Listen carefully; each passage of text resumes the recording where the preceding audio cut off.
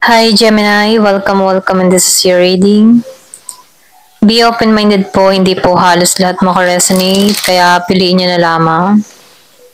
And thank you nga po pala sa mga nag-subscribe, lalo na po sa mga bumabalik, marami pong salamat. Give me the message for Gemini. Ano yung mensahe sa'yo? Give me the message for Gemini. Ano yung mensahe sa'yo? Give me the message for Gemini.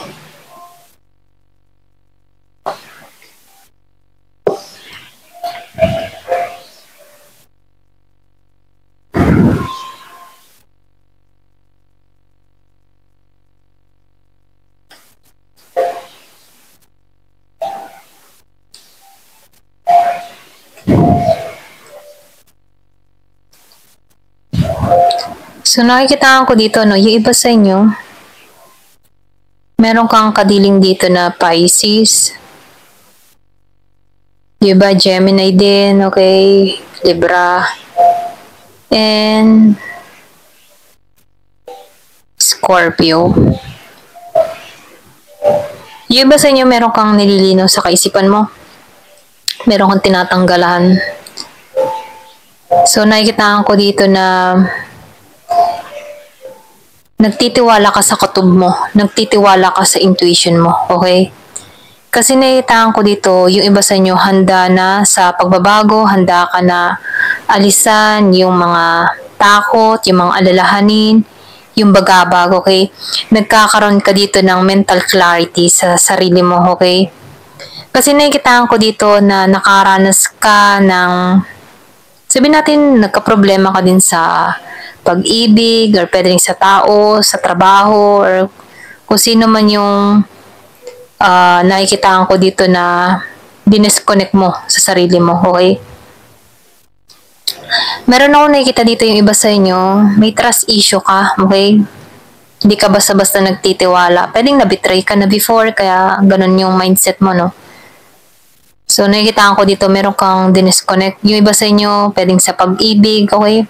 Meron dito na nasiraan ng loob about sa love.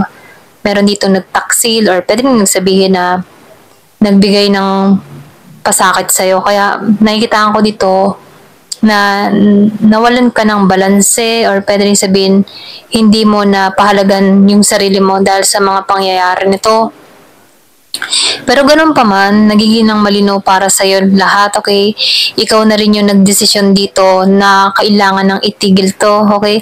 Kumbaga, nakikitaan ko dito na nadidiscover mo na yung red flag na tinatawag kung ano yung mga dapat at hindi dapat. Nakikitaan ko rin dito na na-overcome mo yung mga luha, yung mga pasakit, naka-moving on ka, or pwede rin sabihin, handa ka nang i-let go to mga masasakit na pangyayari sa'yo, okay? Yung iba sa inyo, problema to sa pag-ibig na kung saan naliliwanagan ka na handa ka na napatawarin muli yung sarili mo, handa ka na tanggapin yung pagbabago. Kumbaga, ongoing pa rin yung process ng healing mo, okay? Ito na nakikita ko. So, yung iba sa inyo, meron kang kadiling dito na Scorpio na na-overcome mo lahat. Meron ka din dito na yung iba, Libra, ang kadiling na kung saan tinigilan mo na to, ayaw mo nang magdesisyon dito, or pwede rin sabihin na binibigyan mo ng babala yung sarili mo. Okay? Kasi dito sa before meron kang trust issue, okay? Or meron kang, ito yung dahilan kung bakit nagkaka-trust issue ka, okay? Ito lang yung nakikita ko dito. So, more on love yung lumalabas dito, no? So, hindi halos lahat makaka-resonate. Talagang ikaw ay nag-disconnect na dito. Ito lang yung nakikita ko, no? Yung iba sa inyo lumayo. Yung ba tipo na mas pinili mo munang lumayo para madali kang maka-moving on. Kumbaga nakikitaan ko rin dito na yung iba sa inyo, alam mo yung tipo na ayaw mo muna tong alalahanin. Kumbaga dumating ka din sa point na masyado kang na-hold sa masakit na karaan na to. Ito rin nakikita ko, no, kung mayroong kang kadiling dito, Scorpio, malakas. Yung iba sa inyo mayroong kang kadiling na Scorpio, na kung saan nahirapan ka din na makinig sa intuition mo. Kumbaga nakakita ko dito na naging sarado din yung kaisipan mo. Kumbaga nafe-feel ko dito na andito ka sa dark, na hindi mo makita yung kaliwanagan, na kung saan hindi mo maintindihan kung bakit mga naranasan mo mga bagay nito, na kung saan nakikitaan ko dito yung pagbabago, na overcome mo dito yung sorrow dito sa Three of Swords, na napatawad mo rin, yung bang tipo na nalaman mo sa sarili mo na pagpapatawad lang ang kailangan para makalaya sa sitwasyon na to. Ito rin nakikita ko, no. Kumbaga nakitaan ko dito, patuloy kang nakaka-recover, patuloy mong nadidiscover yung sarili mo na hindi dapat ma-stuck sa ganitong sitwasyon. So nakikitaan ko dito na umaasa ka na malaking pagbabago yung mangyayari sa'yo. Umaasa ka din kung magbabalik muli itong tao mo sa buhay mo. Wala ka ng pain na nararamdaman or wala ka ng sakit na nararanasan dito, okay? Yung tipo na sa hindi inaasahang sandali, bigla kayo magkita. Normal na ang lahat, ganun. Wala ka ng nararamdaman na galit, ganyan. Or pwede rin sabihin, meron ka ditong tao na nabigyan ng pasakit dun sa iba kung ikaw mo yung may atraso dito, no?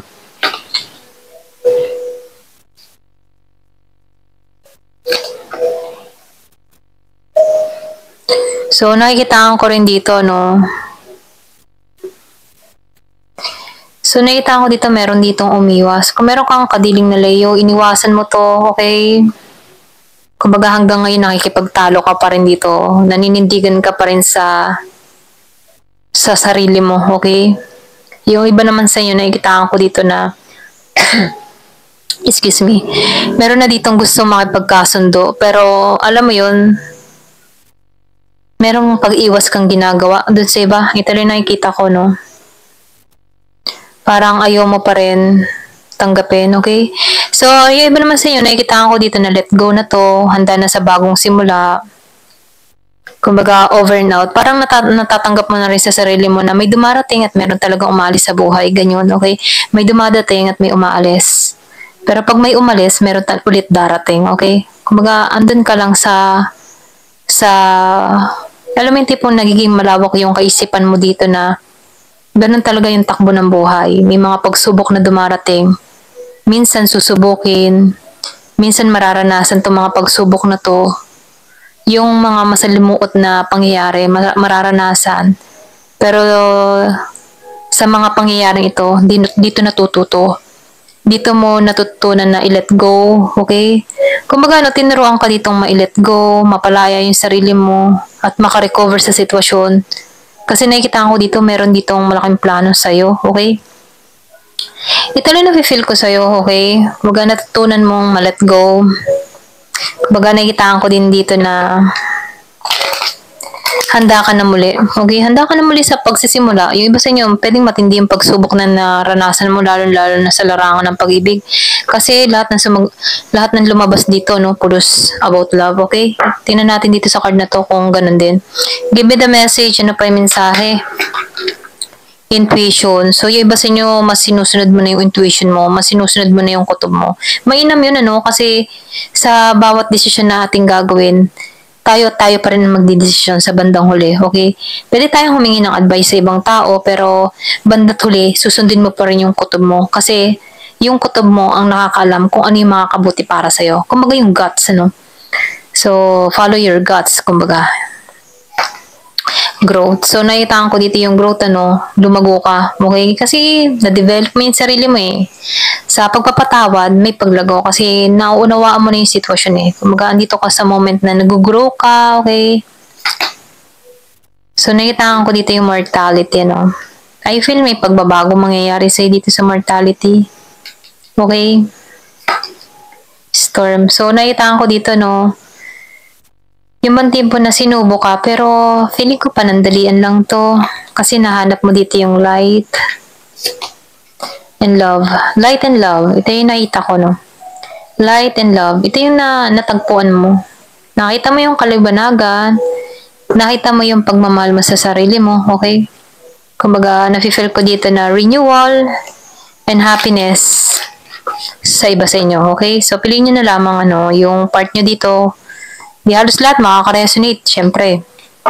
Hindi naman pare-pareho kayo ng mga nangyayari sa buhay. Kaya, kung sino lang itong makasagap nating energy, so, ito yung mensahe sa'yo.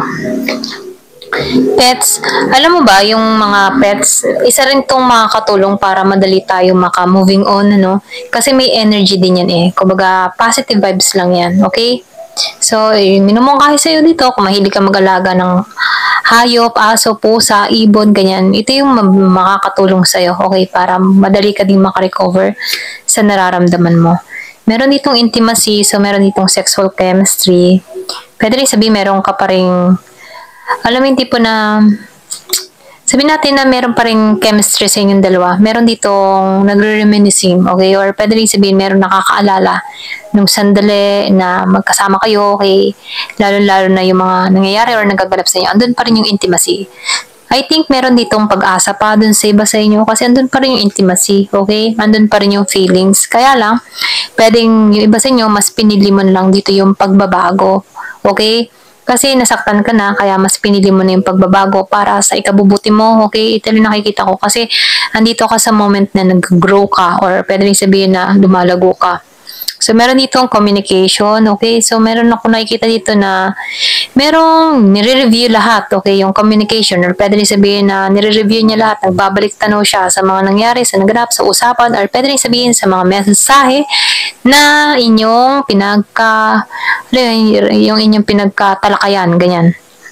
So, nakikita ko dito nire-review, meron dito nagre-review, or pwede rin sabihin merong paulit-ulit na binabasa yung message, okay, yung usapan yung dalawa, ganyan. Pero pwedeng natatauhan na or pwedeng sabihin na naliliwanagan kasi lumalabas yung light and love eh. Pwedeng naihahambing niya or napagtatanto-tanto ng tao na to na parang merong kulang, ganyan, okay? So, sinasabihan ko rin dito, sundin mo, okay, or pwedeng sabihin pangalagaan mo, yung kalusugan mo, ganyan.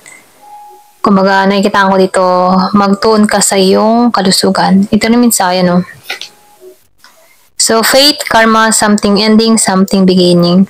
Kumbaga, kapalaran talaga yan, okay? Ang karma kasi, merong good and bad, okay? Minsan na nararamdaman natin yung bad karma, pero hindi, ibig sabihin, pag na bumabalik sa atin yung bad karma, yun ay paggising lang sa atin. Hindi yung sasabihin na talagang lugmok na talaga tayo sa mga bad karma na natatanggap natin. Yun ay parang ginigising lang, After na magising tayo, matapos na yun, yung kabanata na yun. Kumbaga, yung karma, okay, yung bad karma na na-receive natin, tapos na yun, parang pinagbayaran na natin. So, ibig sabihin, meron ulit bagong simula sa atin. Ganun, okay? Ganun lang yung buhay. May bad, may good na dumarating, pero pag naranasan natin yung bad na dumadating sa buhay natin, kasunod na niyan ay maganda, okay? Pero kapag naman nanatili ka sa bad, ay talagang dire-diretso yung bad karma na parating, kasi nanatili sa masama. Pero once na ikaw ay nagbago, kasi may paggising na ginagawa dito, doon na papasok yung magandang simula, okay? Yung buhay kasi paikot-ikot lang eh. Alam mo yun? Minsan nasa taas ka, minsan nasa baba ka. Ganon, okay? So, meron ditong no. So, nakita ko dito, hindi na ito yung tamang time, okay? Pwede, meron kang mga pinag-iisipan ngayon or meron kang desisyonan, may mga tanong ka, ganyan. So, hindi pa ito yung right time or pwede rin sabihin hindi pa ito yung right time para sa inyong dalawa or pwede rin sabihin hindi pa ito hindi pa ito para sa iyo, para magmahal muli, okay? Or pwede rin sabihin nakatuon ka muna sa sarili mo, okay? Ito rin nakikita ko. Give it time. So, ito na yung time para bigyan mo naman ng oras, okay? Kumbaga, hayaan mo muna yung timing ni God, okay? Kumbaga, kapag hindi na sunod yung mga plano natin, maybe si God meron mas maganda. Or pwede rin sabihin, hindi lang maybe, siguradong may maganda plano si God. Kung bakit naranasan mo itong mga pagsubok na ito dahil meron siyang ipagkakaloob. Kung hindi natupad yung plano mo, ayon sa kalooban mo, maybe yung plano ni God ang matupad sa'yo, okay? Or hindi lang maybe, yung plano ni God, okay? Okay, i-correct ko na. Yung plano ni God ang matutupad sa'yo, okay? So, meron dito, everything in divine timing, let things flow, okay? Ito lang yung mensahe. Ayan, thank you for watching. love, and peace. Peace.